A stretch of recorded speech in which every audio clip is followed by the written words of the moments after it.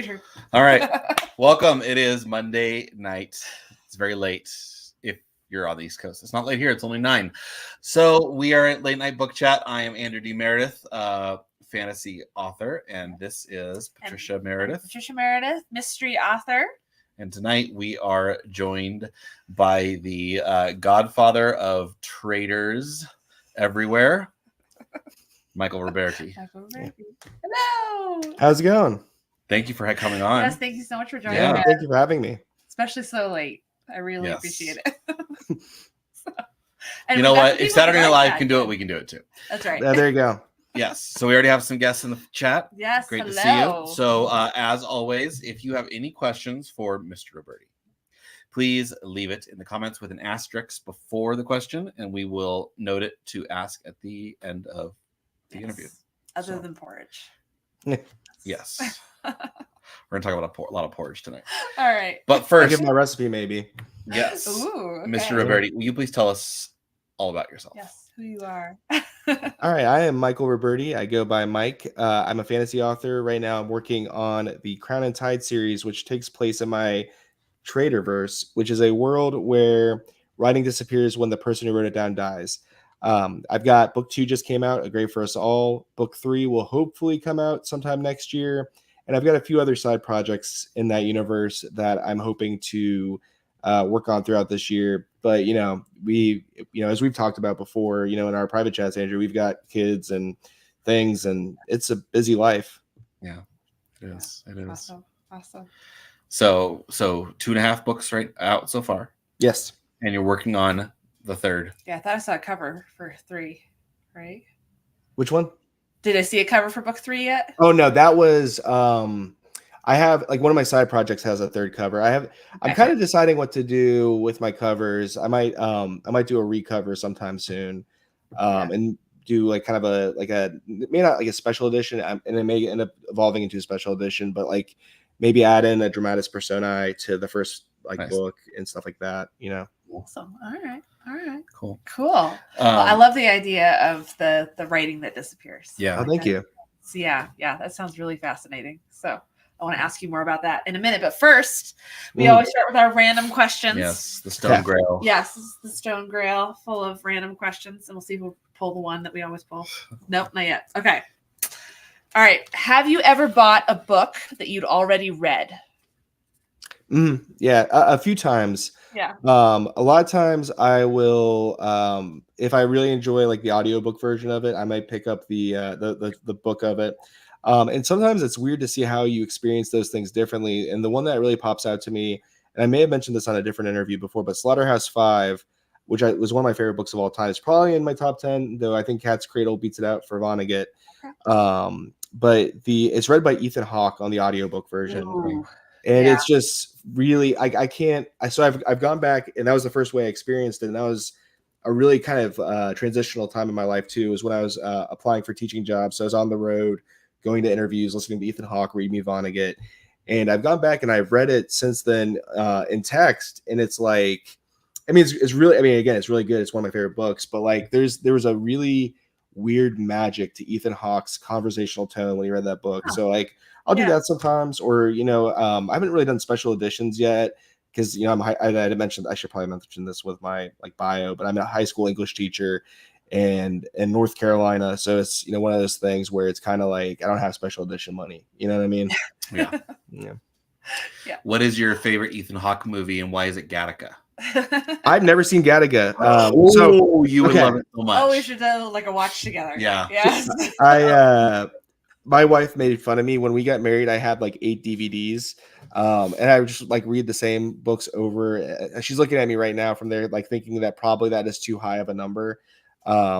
She thinks I had 3, but I like movies, and I want to get more movie literate as I get older. But it's just I don't know, I just haven't seen a lot of the classic movies, or I've only seen parts of them. Yeah. So what is your favorite Ethan Hawke movie? The only movie I can think of, and I actually kind of hate it, is Dead Poet Society. Okay. Yeah. And the reason I hate it, and people are always you're a teacher, an English teacher, you should love it. I feel that teacher, Robin Williams, was so impressed with himself, and so like he did not really care about giving the kids the responsibility to understand the lessons he was teaching them. And Yeah. like, of course that was going to happen. Like you have to nurture that and be like, hey, in this society that you live in, what you want to do is great, but you're not going to be able to do it all at once. You know what I mean? Right. Yeah. Yeah. Yeah. So I don't know. Like I had to see that movie so many times being a teacher, like all the time. They're like, hey, we're going to show you something special. And it's like, oh, it's going to be Dead Poet Society. Every single time. So in response, you make him watch SLC Punk with you? I probably should. I don't know if I'd get away with that. I think the nice thing, one of the few things I think they do really well in North Carolina is they do it'd be like, hey, you're showing too many movies. Don't show that many movies. And I've never been one of those teachers. Yeah. I've gotten a little bit more with one of our standards is you have to look at 2 different portrayals of a text. So I'll show like what's his face? Denzel Washington, Much Ado, and then I'll show the Shakespeare in the Park, Much Ado, and we'll compare and contrast the treatment of the characters. Yes. Or in 11th grade, I'll do like 2 different versions of Gatsby, and that works pretty good. Like I actually kind of like that because I mean, especially like with like how they portray, like say in Gatsby, Nick, like Nick's portrayal just like is very, very different than the book. Yes. Yeah, those are good. Yeah, both of those. I love Much Ado About Nothing. That's my favorite. My favorite Shakespeare. Yeah. That's definitely my favorite. Have you seen Joss Whedon? Is that the Shakespeare in the Park one, or is that no? That's a different one. So the Joss Whedon one is, as I recall, it was black and white, and it's like they're at a house party. I didn't make it through that one, and I've seen parts of it, but like, I just felt like, and this is like. I mean, maybe I was, and that's the other thing is sometimes I'll be in a mad mood when I watch a movie and instantly just be like, I don't really feel like it. But like, I felt like with the Joss Whedon one, when they were talking, it was like they didn't understand the lines very well. Yeah. And I felt like that was not, whereas Shakespeare in the Park, like it was, it was around the pandemic, like the start, it was like right before the pandemic, I think. And they had an all black cast. And it was like they modernized. The one thing I feel like they failed at is that the modernization of it didn't really like land. It was better than the Joss Whedon version of modernization. Okay. Yeah. But they just changed the setting slightly. But like I've had kids like who enjoy both the Shakespeare in the Park and the Denzel Washington one say that they actually feel like certain characters did better in the Shakespeare in the Park. And one that actually like is surprising to me, because I mean I love Kenneth Branagh, is that the guy in Shakespeare in the Park that does Benedict absolutely kills it. I don't know that I like one better than the other. Yeah. They're both really, really good. Yeah. Oh yeah. Because that's like I love Kenneth Branagh and Thompson in that one. They're just yeah. I love that version. So yeah, I felt the same way about Joss Whedon. It's not my favorite version, except for Dogberry. Yeah. I was gonna say Nathan Fillion. Yeah. Nathan Fillion is I can't go wrong. But also so in the Kenneth Branagh one, it's Michael Keaton. Yes, it's Michael Keaton. Yeah, he's hilarious. Who's also hilarious. Yes. I thought that Nathan Fillion would have been a really good Don Pedro too. Like, I mean, like I feel like that was like that would have been a good casting right there. Yeah. I mean, he can do no wrong. So. Yeah, for sure. All right. You got a question? I have a question. If you could be any character in any book, who would you become? Oh man, this is tough. I mostly read really, really sad books. I was trying to think if Scrooge McDuck is in a book, but I don't think he is. But maybe he is. He's in a comic book. He's in a graphic novel. Yeah. Maybe Scrooge McDuck, but another one I might do is like Winnie the Pooh, because like Winnie the Pooh, he's out there, he's got his honey, he's chilling in the forest, he's got his sad friend who's doing so much worse than he is. He's got that friend Tigger who can like be his like wingman, who like if Winnie the Pooh's feeling kind of introverted, Tigger is there just like talking about F-lumps and woozles, and like all he cares about is honey, and honey's delicious. Yes. Yeah. Absolutely. For some reason, I just saw like Winnie the Pooh as Maverick with like as Tigger as Goose. Yeah.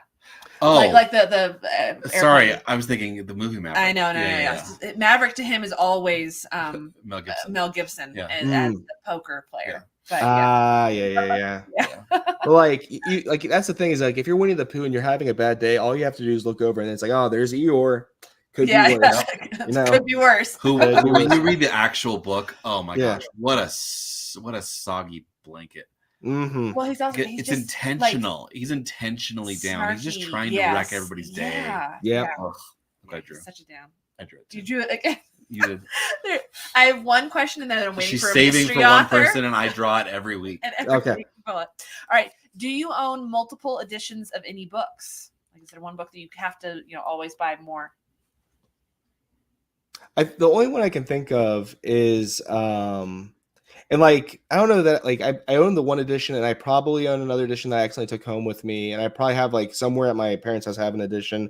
Fahrenheit 451 is like it used to be my favorite book of all time, and like it's still really high up there. It's the reason I became a teacher. It's one of the reasons I wanted to write. But I have my wife gave me the graphic novel one year, and that was really good. Cool.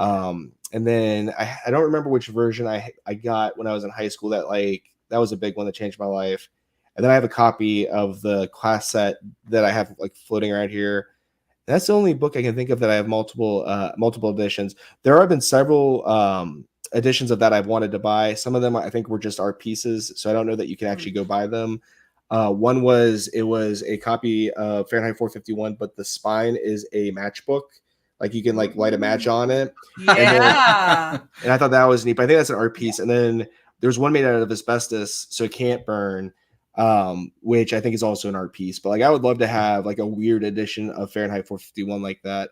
That's I'm like I tend to lose my books a lot. Like that's gonna sound terrible as an author, but like a lot of times like my wife and I we had a lot of books combined, and we like put them in my class library. And I'm not the best at asking for back. For instance, some kid has Thrice right now, and I'm kind of mad about that. But like, like at least I've read that one and really thoroughly enjoyed it. Hopefully they look at it, and they actually liked it too. Yeah. Whereas like I'm pretty sure like my copy of Never Die, I never got a chance to read it. I don't think they read it either. I have no idea where it's at. And the Orbits of Sirens. I read the audiobook of that. And the edition I got was pretty nice too. It was a hardcover. So like that's somewhere that some kid has. But I mean, like my thought is that even if they don't read it, they'll see like, hey, that guy cared enough about me to let me take this book and not like yell at me for stealing it. Yeah. Books are meant to be loved. Yeah. Or hoarded. All right. Do you speaking of which, do you usually read print, ebook, or audiobook? Lately, just the way like my life's gone, it's been audiobook only most of the time. I like ebooks more than print books just because I lose my place a lot, and like it's easy to carry around either my e-reader or my phone. But I'd say more than anything, I probably do physical books when I have the chance. But like it's just not happening. Yeah. Do you get to free read as a teacher? Oh, like in class? Oh well, and just for in your free time. Oh yeah.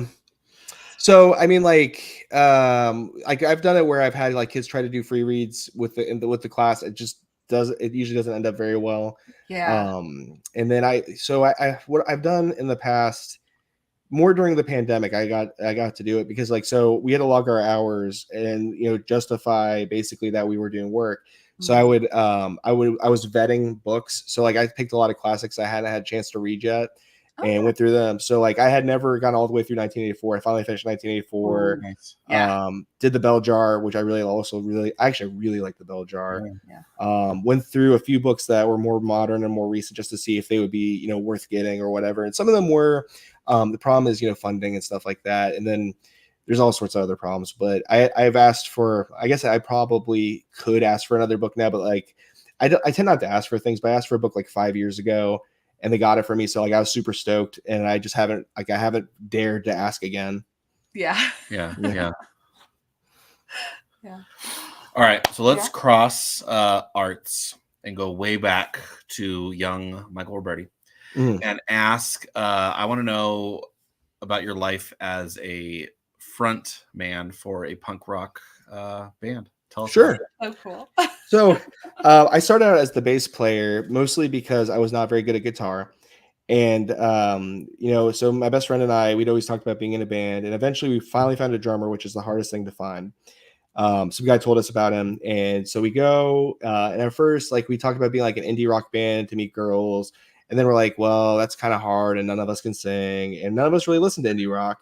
So we started like playing with punk, and so like weirdly enough, like I ended up, even, which I guess because I was the worst at my instrument, writing our songs for us, because you literally just have to repeat 4 chords over and over again for a punk song.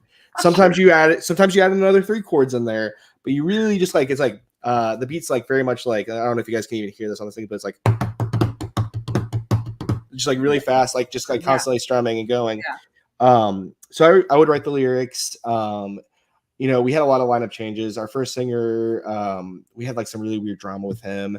And we had another singer, and it just didn't work out. So then eventually we had our third singer, which was a really good friend of ours that we had tried to start a band with back in the day.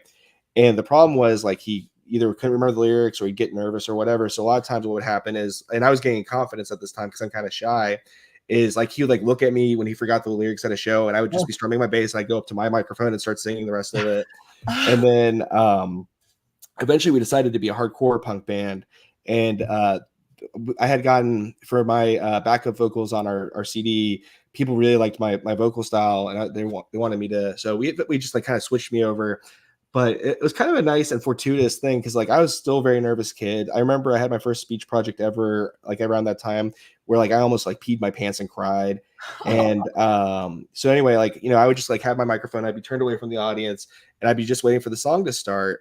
And I would just I'd go. And then eventually my bandmates are like, Mike, everybody thinks you are really creepy. I'm like, oh, creepy in like a cool way, right? And they're like, no, like you need to talk to the audience and try to talk to them and get involved. And I was like, okay, well, so I'd just be like, hey, how's it going? Good night. And eventually I'd start telling a joke or whatever, and eventually it got better. And we got like that was the thing, is like, even if people didn't really love our music, and some people did, we were just a very different style, and in some ways, which is really weird, we're a little bit ahead of our time. But like people loved our shows because like we would be like jumping around going crazy, people be in the audience going crazy. And we had a lot of missed opportunities, but I'm kind of glad we did, because like we went on tour one time. That was not a lot of fun. I mean, it was, but like people were beefing with each other. You're sleeping in either like on the floor of a hotel or like in a van or whatever. It's tiring, but your voice is gone. And we got invited, like our big things where we got invited to play in Malaysia, which we were not able to do, because they basically are like, if you get the flight out here, we'll take care of you all. And there's a huge hardcore scene in Malaysia. Okay. We're like, guys, we're like 18, 19, we can't do that. And when we were 16, they were like, hey, if you guys can make it to New York, we'll book you. And so like we had a couple things, and then like we had the drummer who's Rich, I had told you guys about before we started the thing. And like one time we play the city, and everybody loved us at the city. So like, all right, we're gonna book you with a bigger band. You'll go on like right before them or whatever. But then like the guy had like school the next night because he was still in high school and we weren't. So like I can't complain too much though, because like I'm glad I got out when I did. It just it was a hard thing. Yeah. Do you think that helped you in teaching now, being able to stand in front of people? Yeah, it took me a while to transition that skill. So you spent a lot of your first years as teacher like turning away from the students for the beginning for class to start? First semester, yes. After that I was good. Then they told you you're creepy. You needed to actually talk to and then when like high school kids tell you you're creepy, it's just And then you definitely. It's one of those things too, though, is like it's very strange, because like I'm very much more comfortable like in front of like groups of people than just like one-on-one. I don't do great one-on-one if I don't know the person, but like with groups or whatever, it's not so bad. Cool. So does that come through at all in your books? Do you think you're the punk part, or the punk thing definitely comes through. Woo. One of my colleagues read the book and was like, this is a very political book, and I'm like, and he's like, I'm not sure which side you're on. I'm like, I know. And that's the thing, is like, I mean, like, it would be very easy to like label it like one way or the other, but really like I think the big thing that comes through about punk in my book is speaking truth to power. People who want power generally are the worst people and the worst suited people to have that power. And anything that is exploiting the little guy is inherently wrong. You know what I mean? Like those things are just something that like I don't want to like say like I'm like changing the world or anything like that, because I'm not. But like those are things I want to come through. Yeah. Yeah. So okay, so then do you start with a theme like that when you're writing, or did that just come naturally? It kind of came naturally. So like I really did, when I was writing the first one, I had no idea what I was doing. I've tried to write books multiple times and failed miserably. And this one I was like, if I can get like some people to buy this book and maybe like some 3-star reviews, I'll be really happy. And then it started going and I was like, okay, this is a little bit better than I thought it was going to go. So let's see how far I can push this. Yeah. And that's still where I'm at, is like, how far can this go? Who knows? I don't know. Yeah. Well, and the older your kids get, the easier it gets. Yeah, for sure. Like as they get older, and then, well, let's see, they probably can't read your book yet. No. Yeah. Yeah. And I mean, like thematically too is like, I mean, especially the second one. I mean, like I've had people say like, I was not expecting this based on your personality. I mean, it is darker. I mean, like the first one's not as dark, but the second one is significantly darker. I don't know. It's just, I guess some people expect, like, some people label it grimdark. I would not call it grimdark, as me and Andrew talked about before. Yeah. But like, I What think do they expect though? I mean, the escalation of bodies hitting the floor in the first one should be an indication it's going to keep going. Right. Yeah. Well, and I mean, that's the thing too, is like, I think that there's this idea. It's like, if you write dark fantasy, you got to be really scary and angry. And, it's like life's too short for that stuff, like, I mean, I like that stuff. I really enjoy like, Joe Abercrombie and stuff like that. But, I mean, I bet you Joe Abercrombie is probably a chill dude. Yeah. Like I bet you he's not out here like all the time. Yeah. Well, it's like if you ever meet any horror authors, they're usually like the teddy quiet, bears. mellow. Yeah. And that's the same thing with like a lot of metal bands. Like the dude from and I know you guys are probably not into that type of music, but there's a guy from a band called Cannibal Corpse, which is exactly what you think it is. He goes by Corpse Grinder.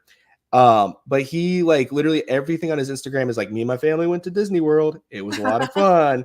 And then he does this thing. He loves claw machines for like like the teddy bears and stuff. And he donates those to kids who don't have toys. Oh, cool. Yeah, like he's just like a sweet dude, but like everybody's like, oh, he's gotta be awful because he's in Cannibal Corpse. And like, I mean, you gotta separate, like the art and the artist don't have to be that interlinked, Right. Yeah. Which is also interesting because a lot of people, when they think of punk, would think grimdark. True. Darker stuff, and so, but that's not what. No, punk I mean, is. like SLC Punk's a great example of that, right? It's such a philosophical. It's totally punk, but it's also totally punk because it's just it's a whole movie of philosophy. Well, and that's the thing is like you're. Sorry, I didn't mean to cut you off there. No, that's it. But you're absolutely right. It's like the thing is there's this conformity via being nonconformist, like I remember, and like that, that was the thing we always had to deal with is, in some areas what we were doing was very popular. Like I've always been a Christian. My band started as Christian. Eventually we were just like kind of more like half Christian, half not. So like we just kind of like we had some Christian songs, but we were like, hey, not all of us are Christian. Me and my best friend, who's still Christian, we were both straight edge at the time. And then eventually some of our members weren't. But I remember like it was one of the weirdest moments of my life. And I'm not going to mention the city because like this dude's probably still pretty big out there. But like we were talking to this dude about booking our band, and he was so excited because he liked our sound. And then he like had this big rant on a forum about how he's like, if you are in a Christian band or if you are a Christian, I will not book you. And it's just like, but like if you think about it, in a lot of ways, that's antithetical to the punk ethos of, I mean, like I get it. I mean, I'm sure you guys do. I know you guys are believers, but like there are some Christians out there, like I would not want to associate myself with, but I don't think that you can do like, I mean, like same thing with like atheists. You can't make out this blanket statement of like, I'm not going to hang out with atheists because I don't like them. Right. It just, I don't know. To me, that like there has to be an acceptance of others to be punk. You know what I mean? Mm-hmm. Yeah. Mm-hmm. Yeah. I mean, it would almost be like someone saying you can be a punk band, but if you're anarchist, I don't want to listen to your music. You're like, yeah. Right. And that's the thing that's kind of happening now is like, I'm seeing like, there's so much groupthink of like, oh, we gotta, I mean, I'm not going to say like, there's some bad bands. Like there are some bad people in these bands, like not all of them, but I mean, you hear things, and I mean, I'm all for like, if people are bad, call them out, call these bad people out. But like, there's also like I don't like them because they do this, so they're probably like this, but you're not giving them the chance to, show who they are, you know? Right. Mm-hmm. Yeah. Yeah. So Good talk. Yeah. Let's see. All right, so your book is a very low magic system. Yes. What drew you to that? Away from a high magic system. That's a good question. Like it's kind of, and this is gonna sound weird. So like, I based a lot of it on my Dungeons and Dragons type stuff. But like the weird thing about Dungeons and Dragons for me is it very quickly for my campaigns a lot of times devolves away from combat and magic into let's talk about these borders and what these people are doing and what I'm doing and who's this politician and stuff like that. And it just kind of naturally progresses. And like, every so often I make sure to throw combat in because a lot of people like at least some combat. But that was when I realized that I had something special. Was like it wasn't even the trader's story, but these guys were like the party were just arguing together, not even with my input of just like we can't do this because they hate these guys and these guys hate these guys and we got to do this, but we have to solve this in a way where we can defend the city and let these people, And I was like, man, these guys are like taking this very seriously. This is very strange. Yeah. And so like I've always kind of enjoyed the political stuff of it, but I think like with magic, I don't mind magic, but like I think that a even hand like magic should be special. And if you're always throwing out fireballs and you're always having that, it's just like, it becomes like a deus ex machina. Like eventually something magic's going to happen that's going to change the story. And the other thing too is like, I mean, like I want there to be like really very real stakes in this world. And I feel like, with too much magic, it's harder to, make the death matter, Right. Okay. Yeah. So then where did you get the idea for the writing that disappears when people die? Okay. So I forget I remember the general time period when I figured that out, but I had the world, I had the trader story for a very long time before that. And I've been like, what can make this special? What is something that would make this stand out? Because I think like a lot of the best, fantasy stuff is just like you take one thing and you change it. So like one of the things I really liked about A Song of Ice and Fire that I feel like gets lost when people talk about it is the weird summer winter thing where there's like a ton of time where it's winter and then there's a ton of time where it's summer. So I was like, what is something I could do like that? And one of the things like I was thinking about is like lost knowledge. Like I've heard about like different cultures may have had different types of things that they were just discovering that they had. Like the Chaldees maybe had indoor plumbing, Right. or running water. And then Andrew, what was the name of that device? The one on the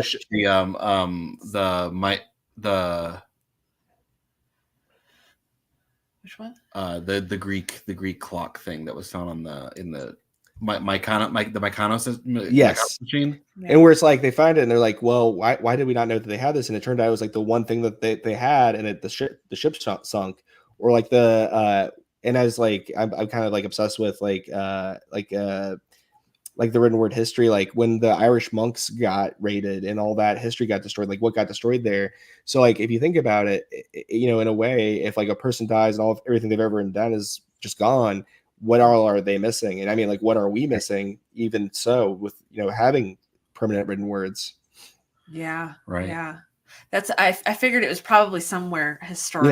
Yeah. Because it just sounds like a very historical thing where because you come across that all the time, lost civilizations and lost words. And I feel like it's something very pertinent to today's discussion because there's no written, they'll talk about like, what are we going to do when our great grandkids want to look at pictures?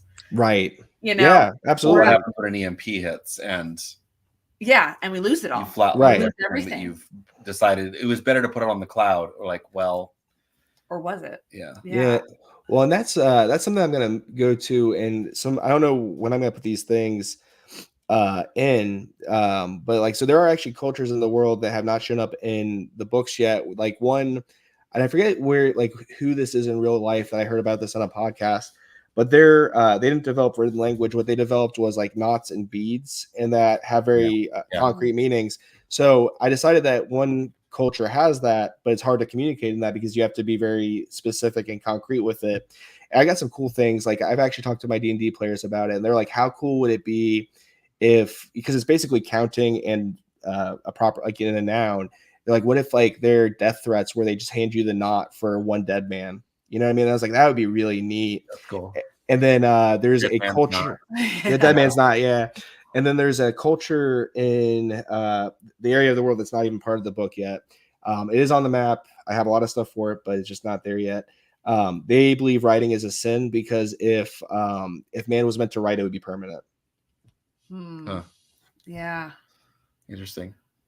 That's fascinating. The Antikythera mechanism. Okay. Yeah, that's what it's called. Yeah.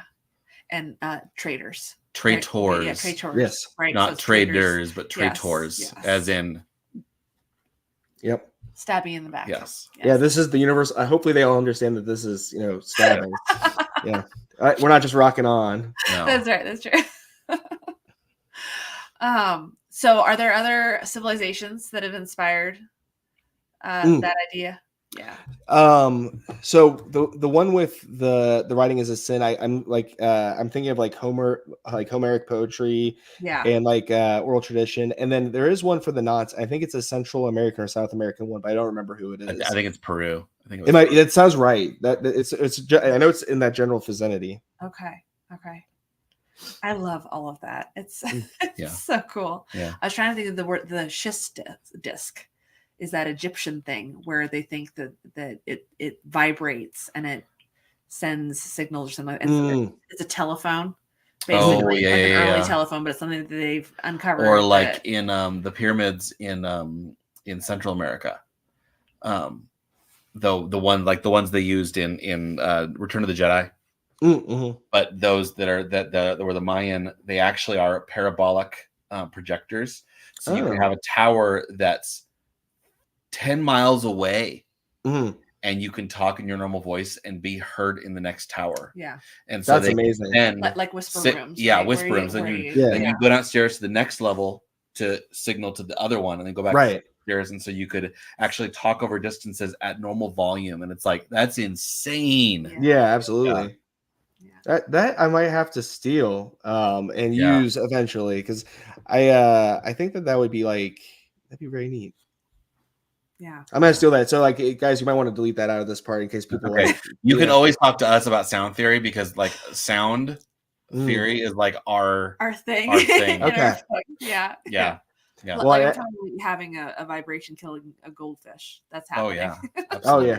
That might have been a story before we started filming. That's right. Yeah. Okay, so are you usually the GM? Yeah. Game master or a dungeon master, if you will, for those who need to know what that is. Yeah. Sorry, go ahead. Nope, that's it. Oh yeah, sorry. I tend to be. I start out as a player, and then I mostly am the DM. Every so often I'll play, but it just kind of, most of the time if we play, I tend to DM. I enjoy that more because I like to play the different characters and tell a story. Yeah. Mm-hmm. Do you tend to railroad, or do you let them? Sandbox, completely sandbox. Yeah. I actually don't even prepare most of the time. I'm just I'll have a couple basic things, and I'll be like, shoot, let's, and then I just respond to what they're doing. Yeah. Awesome. Are your dice rolls fake or real? Mix. Depends. There's only one time I really cheated, and it was just because everybody's favorite NPC was about to die. And he was asleep, and he was a child, and it was just it was because of their negligence, and which became kind of an ongoing joke. But I fudged his final death roll to make it so he survived. Yeah. Awesome. Good. Nice. I don't do children in peril. Yeah, no, I don't. I'm not a big fan of it either. Yeah, no, it would have been. I'm very much anything adult themed is off screen. Yeah, and that kind of stuff. Yeah, absolutely. Yeah. Do you have anything coming up with your role-playing endeavors? D&D. I do. Yeah, so I have on Friday this week, 9 p.m. my time, Eastern time, is Authors and Adventures episode 1. I will be hosting and the first DM. Okay. And I will have a whole litany of cool players. Bill Adams, the author of The Godbloods Tragedy, and Tana Tendersword, Andrew D. Meredith, author of The Collation, Safka, and Needle and Leaf. Dewey Conway, the co-author of Tana Tendersword, and then my guy that I did a lot of collaboration with for my world creation, Jonathan Shortsleeve, who I know that Andrew briefly, but he'll be there, and I think it'll be a really good time. Cool. And where will that be? That will be on the Willow Wraith Press channel, and we are working on that as we speak. Yeah, and what is Willow Wraith? It is a collective of authors that have like-minded goals, creating content for other authors, readers, and people in the bookish community. So we'll have authors' adventures coming out once a month. I believe you have the next episode after me. And then we've got, I know Dewey and Bill have got some stuff that they're working on about being curmudgeonly. And then we also have some blog posts that we've talked about putting out there. Cool. Awesome. I love that idea. The D&D. I'm so watching that. Yeah. Like that's going to be so much fun to watch. I think it'll be really neat. I hope it works out. Like, yeah. I have this weird vision of me like showing up and you guys showing up, and then it's just like nobody else. And then also like I forget what I'm doing, and I don't know. We'll see. Yeah. All of a sudden, everything you've written disappears. Yeah. Yes. Yeah. Well, that will be the special edition when I die, though. Is that there'll Yeah. be a version of Traders that's absolutely blank. I love it. Yeah. You got to figure out how you're gonna do like a long form disappearing ink in a book. I've thought about it, and Yeah. I have no clue. I really don't know how. Like that's the thing is, I'm really like when it comes to science, I am so dumb. Yeah. I have no idea how any of this stuff works. It amazes me. I'm like, oh, that's really neat. Yeah. Yeah. I mean, if you could just figure out like an ink that would disappear after 6 months, then you could kickstart it, have it printed and sent out, and tell everybody you have 1 month to read this book. Yeah. Yeah. Then it's gone. That'd be pretty neat. Yeah. That would be amazing. Yeah. You got to invent it. You have to invent Yes, it. because I'm a scientist. Yes, That's why I'm yeah. a writer. We'll ask your son. He's Yeah, the he'll figure it out when he goes to the moon. Yeah. Yeah. Can you tell us a little bit more about Traderverse itself? Okay. Like the actual like book one. Let's start with book one. Sure. Yeah. So Traders is it was a very specific idea I had to tell a story about a specific moment that doesn't really occur till book 2. But it's a war that at the beginning you feel like it's about one thing. It's a rebellion.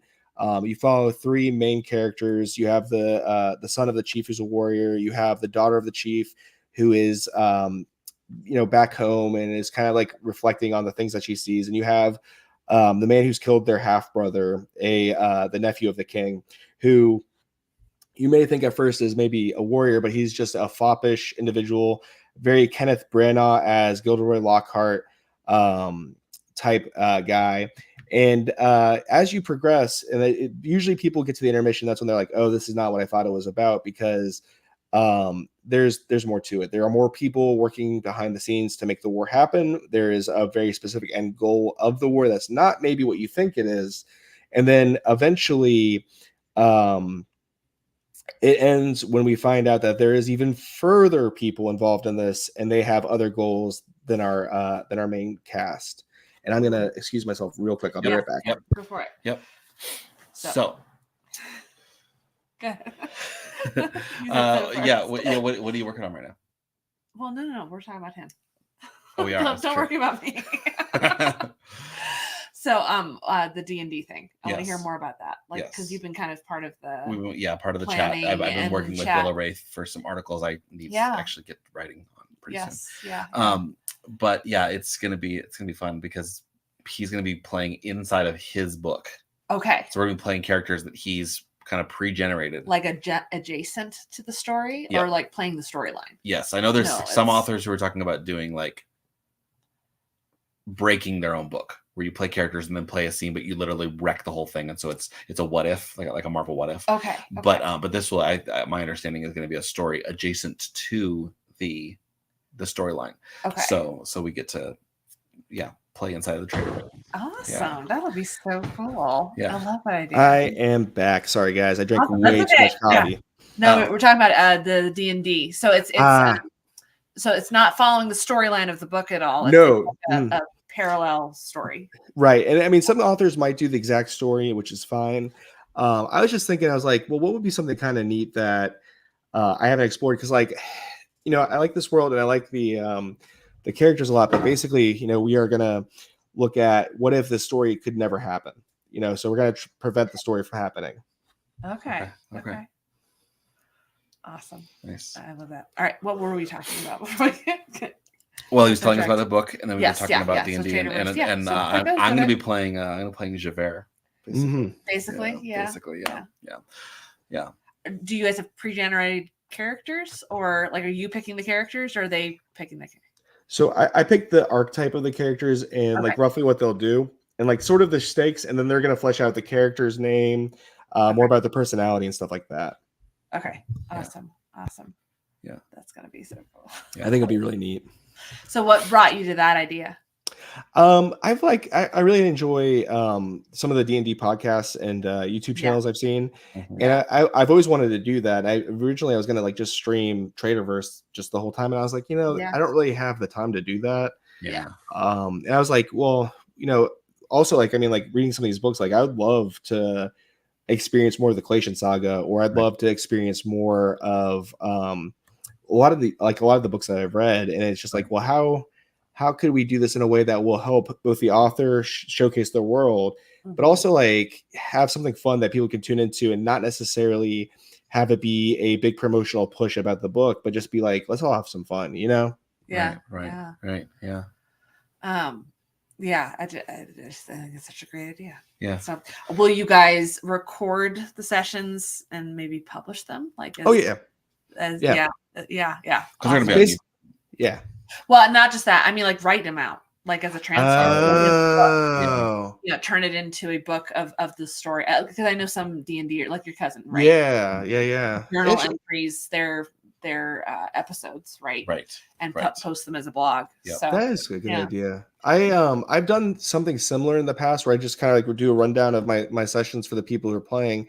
That could be really neat. We had some ideas, like, and that's the thing is we're almost like in proof of concept stage where we want to make sure that it works, and then maybe we'll add some more stuff too. Like I want to add some, like, a lot of audience participation. So like one of the things I want to do is like, if you're rolling to do something and you roll 1, I'm going to call out first person in the chat who tells me what happens. That's what happens. Nice. Awesome. I think that'll be a lot of fun.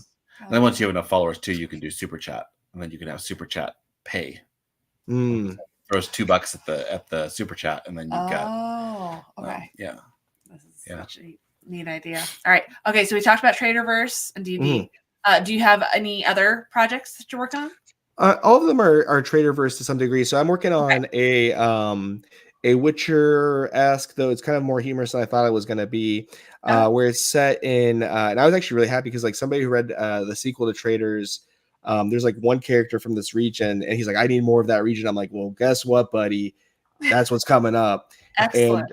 And so it's like gonna be like a snowy area to the west, and I kind of had this idea for like snow samurai barbarians, who kind of do like the katas of Wheel of Time, but like instead of doing like full katas, it's like to expend their like to be very efficient with their calories and stuff like that, because it's so cold and there's not a lot of food. It's like I think it's called Iato, where you just like do single cuts, and then like that's the whole thing.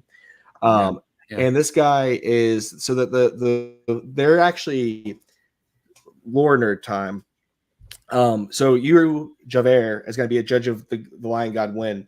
The original story with the Lion God Win is that the 8 original judges were set up by the original saint of the religion and sent into the 8 cardinal directions. 7 of them went. 1 of them actually didn't go and did something else. But 1 of them went to this area, and he didn't really successfully found the religion there. But the people saw what he was doing. I'm like, that is a good idea, regulating and making sure you take care of people. So they kind of formed their own group that's not really, it's like a little bit religious, but it's their own religion because they're a different religion. Yeah. And so he's one of those, the main character is one of those guys, or a former one of those guys, but his name is Hoof Thrice Failed. And he failed at that and being a monk. And then one other thing, which I don't know if I'll ever reveal because I don't even know it yet. Yeah. And the story starts, and he's like living on his own in a hut, and a guy comes up to him and he's like, "Hey, I need you to rescue this kid. He took up his father's sword." And Hoof's like, "Oh man, that never ends up good." And that's where the story's going to start. And then eventually it's going to be kind of like episodic. I'm not exactly sure where I want to go with it. I haven't got a ton written for it yet. But I have some ideas I've been throwing around. And then I have, like, my pet project is The Unclaimed Girl, which is a retelling of a book I wrote almost 10 years ago, where I'm completely scrapping that and just taking some of the core concepts of that and reimagining it. So like originally it was a male protagonist.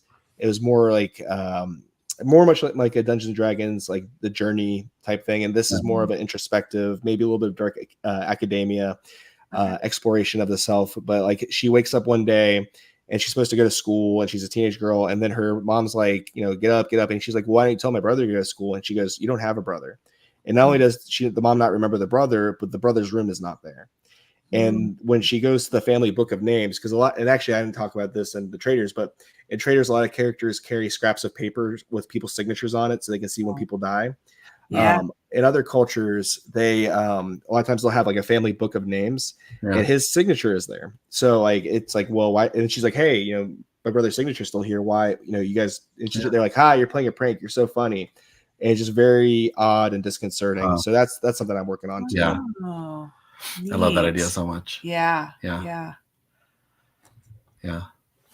Oh, well, I can't hear you guys anymore. Hold on.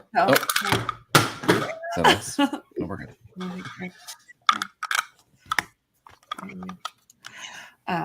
There we go. Yeah, there we go. I can hear you now. Okay. Cool. Yeah. I love that idea so much. Yeah. That's such a cool concept. Have you seen Timeless? No. Okay. Watch it later after you've written it. With your wife. Okay. Because she would like it. Okay.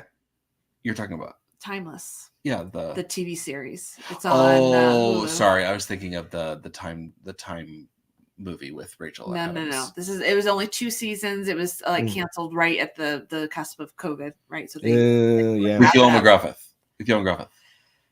No, it's he's the immortal one. Mm-mm. Oh, okay. No, it's like Nobody. It's one of those. It's like Leverage, where it's a bunch of side names, but it becomes an amazing show. But it's lots of cross time and rewrites and stuff. Interesting. Yes. Yeah.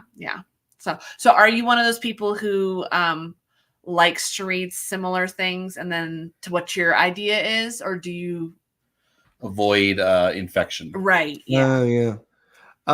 So until I wrote Traders, I actually mostly read literary fiction with a little bit of fantasy sprinkled in there. And I've read a lot more fantasy lately and I've been really enjoying that. I don't know that I avoid infection. I've actually recently been trying to get really inspired because I want to find people who do what I do better than me. And look at their ideas. So one that really has been resonating with me, the anime Vinland Saga. I remember when I first started watching, I was like, man, if they want to change the name of this to The Traders We Are, I will give up my thing because this is way better than anything I could ever do. And so I've been reading the manga of that too. And I really that is top tier, just emotional damage, just constantly so good. And then I got into the Last Kingdom TV show. I read the first 2 books of that. And that's pretty, because one of the reasons I did it is because people are like, oh, so you're really inspired by The Last Kingdom when you wrote this book. And I'm like, what is The Last Kingdom? I don't know what that is. Yeah. And so I started watching. I'm like, man, I really ripped this off and I didn't even know it. I really like that. I like the, it's very similar to what I do, just more I guess, sometimes I've had people call me historical fiction, which is not, 100% true, though I am inspired by historical stuff. I've had people tell me that the Reachmen of The Traders We Are is the Norse or the Danes or the Scottish or the Irish or the Welsh. And there's probably little bits of all of that in there. Yeah. But it's just, I don't know. I just right now I'm kind of in that mode where I'm like, man, I really I feel like it's a little bit too late to integrate some of the concepts I wish I could integrate at this point because I understand feudalism a lot better now. But it's just, maybe next time. Yeah. And you wouldn't have understood feudalism the way you do now if you hadn't written Trader. True. Yeah. All at the right time. That's right. So we only have 10 minutes left. Okay. So let's see what questions we have in here. Some of them had to do with what we were talking about. Dean Sue asked, do your students know you are a published author? Have they read your books? They do. So I'm kind of I'm really bad. I'm good on Twitter of self-promoting. I don't like self-promoting in real life. Yeah. I just, especially with a captive audience like that. Yeah. But some of my coworkers who were my friends on Facebook, were telling kids and stuff like that. So a lot of them do. My school very generously bought 2 the hardcovers of both my main books. Nice. And had me sign it and stuff like that, and it was really nice. As far as I know, only one student has read it, and she really, really, really liked it, which I was really happy about. But like I tell them, I'm like, and they're always like, oh, I'm gonna buy your book. I'm like, dude, you don't have to do that. And they're like, oh, I want to. And it's like, okay. And I mean, some of them buy the ebook and they just, I mean, that's the sad truth of the matter is I would be happy if they read anything.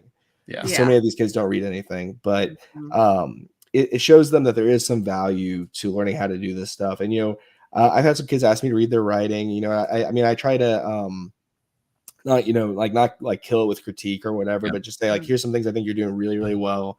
Here's some things I think could maybe use some reworking. Yeah. But yeah, I mean, they do know. And like, I don't know, the kids are always like, you should have your books in the classroom library. I don't know, like I just, I mean, again, if you want to buy my books and read them, I can't stop you, Yeah. But I try to I purposely keep myself off, and I haven't done this as much because people haven't been responding to it lately, but I used to do book recommendations every Friday. Like I'll do 2 book recommendations. We do, instead of doing our like normal intro work, we'll do like celebrations, talk about news happening in the world, and then do book recs. And I put Traders on there like one time just to celebrate getting like 50 reviews or something like that. Right. Yeah. And that was just because kids were really like interested in stuff like that. Yeah. But I don't know. That's one of those things. Like, hopefully if they read anything, I'm happy. Yeah. That's true.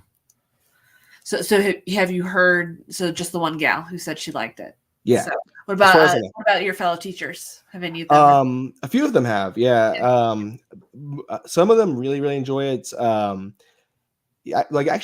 several of them have read it. Most of them have said they really enjoy it. A few of them have read the second one, and the one really I have one, Miss Haley. She's thanked in the back of Traders or Grave. I forget which one, maybe both, but she's been like a huge champion of my work. And like, I think she bought like copies for her kids. And, I mean, her kids are in their, are adults, but yeah. That's cool. That's very cool. All right. And then Renee was asking, what's the difference between low and high magic? Okay. So can you define that for what you think? How you define it? So for me, low magic and high magic is your classic epic fantasy. Gandalf would be high magic. He can do supernatural things fairly easy without too much cost. Or high magic could also be like, there are a lot of characters who can use magic. Magic is endemic to the world, and like people can use it. People know about it. It's understood. It's predictable, or very powerful and not very cost heavy. Low magic, so you could probably take the magic out of Traders, and it'd be basically the same story. There are a few places where I added some in, and it adds some stakes. Like for instance, in chapter 4 of Traders, a forest is caught on fire by some mages during a battle. And I think that adds a lot to it, because it adds a little bit of dread. But low magic there's a lot of cost to it. Not many people can do it. It's not central to the story. All right, an example of this would be if you read A Song of Ice and Fire, Game of Thrones is low magic. Once you get to like Storm of Swords, you're starting to get not maybe high magic, but you're getting higher magic. These more dragons. There's Melisandre is doing creepy witch stuff and stuff like that. Like Grave for me is still low magic, but there's 2 characters who can use magic. But basically, it's kind of like there is magic in the world, but it's not the focus of the book, and it's more subdued most of the time. Yeah, that makes sense. Yeah. Good job. Yeah. It's like you're a teacher or something. Teacher stuff. Yeah. Okay. Well, is there any other questions in the chat right now? We can answer them live. Right. And then of course, has Andrew talked to you about arcs? Because it sounds like the female arc is going to be more of a maiden cycle instead of a hero cycle. And the life arcs. The life arcs. Yeah. Oh, you've talked to me a little bit about it. Sorry. Yeah. So do you think about those sorts of things? Or? Yes. Yeah. So with the main character, I have 2 female main characters. And when I wrote Traders, my daughter wasn't quite one yet. And so like I thought, so what's weird about Traders is originally it was supposed to be mostly single point of view with a few point of views that were thrown in there. Yeah. But then I was like, that's not really telling the story I want to tell. So I was like thinking like, who are these other two characters that are central to it. Yeah. And with Marilee, the female character, who I've been really happy with how her reception's gone. I don't know, I don't know that she's necessarily a damsel. She is kind of her own thing, and I don't want to spoil too many things, but basically in a lot of ways, and I've had a lot of people tell me this, almost anybody in the book could be considered a villain to some degree. Ooh, okay. And I think Marilee's arc is, especially in the second book, is it's a very painful arc. And her, and especially her and Kale, her brother, have very difficult circumstances. But Dr. Morrow, in his review of A Great for Us All, really was talking about how much he loves Marilee.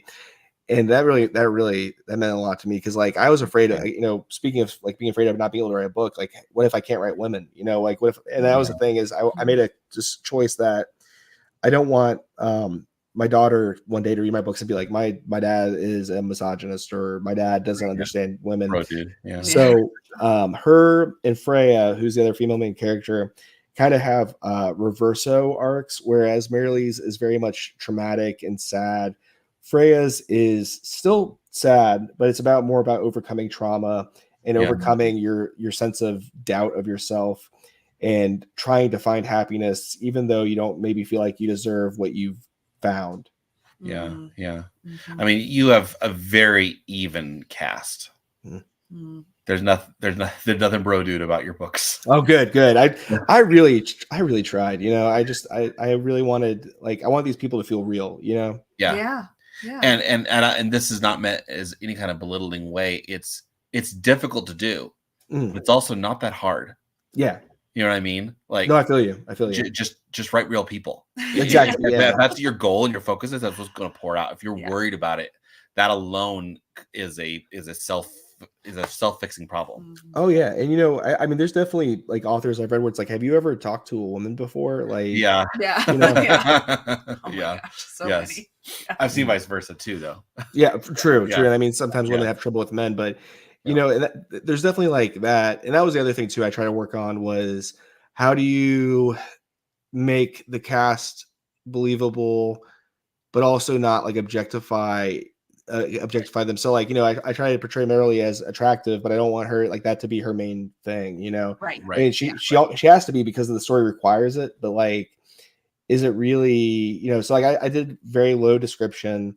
I'm not a very descriptive guy to begin with, but that's something that weirds me out. Is it's the worst thing ever is when you have a friend or somebody or a book where you read it, or somebody loves a book and you read it, it's they like this is real weird stuff. Yeah. Yeah. All right, well, we got to wrap up. Oh, wow. So I know we're already out of time. So where can we find you and your books? Sure. I am on Twitter, or X, or whatever you want to call it, at Mike S. Roberti. I think that's my TikTok, which I've been trying to use. I'm at on Instagram, it's roberti.mike. And my books are available mostly on Amazon. If you search Michael Roberti, they should show up. I think Silverstone's books may have a copy or two of my books left. If you follow Kevin, or if you just Google Silverstone books, Michael Roberti. And that's basically it. I don't really understand how to get my books anywhere else, to be honest. Yeah, us too. We're working on it. Yeah. And all those links are down below, so be sure to follow him everywhere, and definitely be sure to check out the D&D session. It starts this Friday, right? This Friday. Yep. Mm-hmm. Friday. Yes. Yeah. Awesome. Next week we are going to have, if you come at 9:00 next week, you can see the premiere of our interview with Kay from Kay's Hidden Shelf. Yep. And you can follow it right now. Yeah, you can follow it right now. Down below. And that'll be next week's. Yep. That'll be next week's interview. Yeah. So. Thank you for coming on, Mike. Thank you for having me. I enjoyed this. Thank you. Yeah. Excellent. Good. We had so much fun talking with you. Yeah. I had fun too. That was awesome. Yes. And before we all turn into pumpkins. Yes. Before we all turn into pumpkins. Without further ado. Well, say goodnight. Adios, so long, everybody. folks.